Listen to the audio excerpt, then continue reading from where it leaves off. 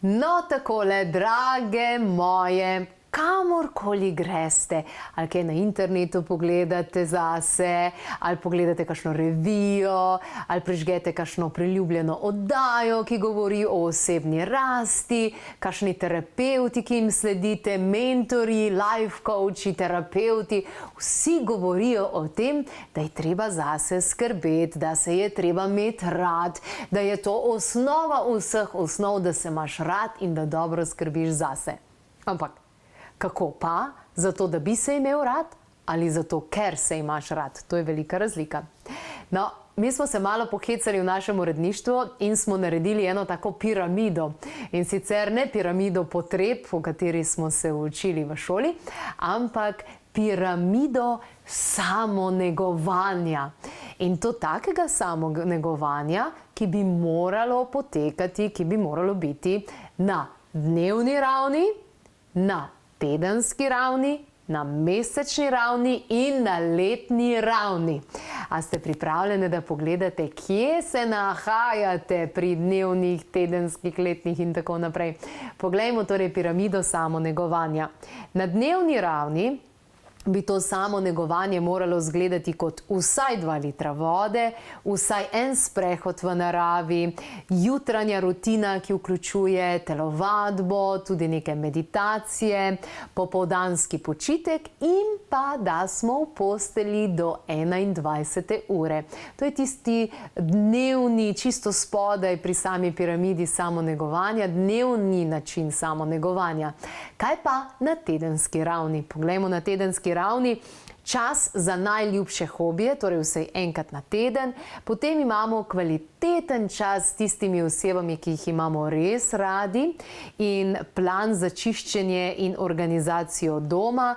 Povem vam, težko je biti v miru in umirjen, če imaš okrog sebe razmetane stvari, pospravljanje in čiščenje je res pomembno tudi za naš občutek. No, potem pa absolutno vsaj enkrat na teden, da imamo čas za branje. Čas za tisto branje, ki resnično hrani našo dušo ali pa nas vsaj nasmeje. To je piramida samonegovanja na tedenski ravni. Poglejmo, kaj pa na mesečni ravni. Ženske smo kar mesečna bitja. Tudi 4-krat v mesecu se zamenjajo naši cikli. Poglejmo, kaj bi naj naredile vsak mesec. Vsak mesec na en zmenek s puncami, torej en večer ali sprehod ali karkoli, kajti ženska družba nas krepi naš oksitocin, naše hormone in to je super zadeva na mesečni ravni vsaj enkrat, da jo doživimo.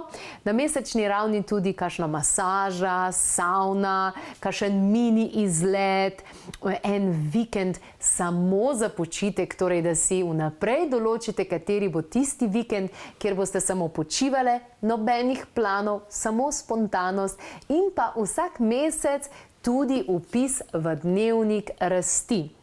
Vpis v dnevnik rasti vam bo dejansko dalo en tak dober občutek, kaj se dogaja z vami v življenju. Ali napredujete, kje napredujete? Ali ste se zaciklale, kje ste se zaciklale? Kje ponavljate iste napake? Ali kaj zares za vas deluje. No, zdaj, mesečni dnevnik rasti lahko, če še imate menstruacijo, izpolnite v času, ko krvavite. Med menstruacijo, takrat je intuicija ženske najboljša. Za vse tiste, ki pa nimate več menstruacije, pa v času polne lune. Takrat imamo dobro naostreno intuicijo. In mesečni dnevnik rasti nam v bistvu omogoča, da preko mesečnega vpisa skozi takšen voden vprašalnik vidimo in vsak mesec vpišemo različna področja in vidimo, kje smo, zato da se lahko pravi čas ustavimo in potem gremo naprej in dejansko napredujemo. No, pri piramidi samonegovanja obdelali smo že kaj na dan, na dnevni ravni, kaj na tedenski ravni, kaj na mesečni ravni, kaj pa na letni ravni. Čisto zgoraj na piramidi samonegovanja se nahaja ena nora avantura, dogodivščina, nekaj, kar še niste počeli.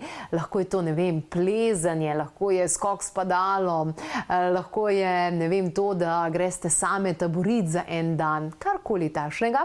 Potem letni zdravstveni pregled, če vam ga ne more zagotoviti osebni zdravnik ali pa če sploh nimate osebnega zdravnika, da si ga vse plačate, to je dobra investicija. Date tistih 100 evrov, greste pogledat kri, hormone in vse ostalo. Če bomo to delali na letni ravni, si lahko res prihranimo ogromno zdravja, ogromno denarja, ogromno volje, kajti če pravočasno vidiš, kaj se dogaja, potem lahko tudi mnogo hitreje in boljše rešiš. No, na letni ravni piramide samonegovanja pa je tudi seveda praznovanje rojstnega dneva in pa počitnice za dušo in telo.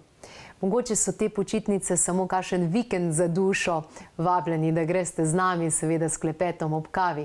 Lahko pa so prav enotedenske počitnice za vas, za vašo dušo in telo.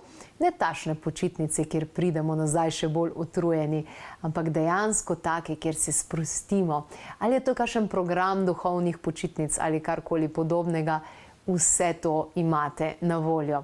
No, če boste res prišli z nami na kakšen dogodek, kakšne ideje na klepetobkavi.si pod zavihkom dogodki, kjer najdete vsa aktualna povabila, pa tudi še možnost, se pravi, če je še kakšno mesto prosto. Na klepetobkavi.si lahko pogledate, če pa nimate dostopa do interneta, pa lahko tudi kaj pokličete. In vem, da bi tole s piramido samonegovanja radi imeli, a ne da? Brez problema, lahko si jo sprintate v print verziji, pripravljenem dokumentu za print verzijo na klepetobkavi.si pod zavihkom brezplačno.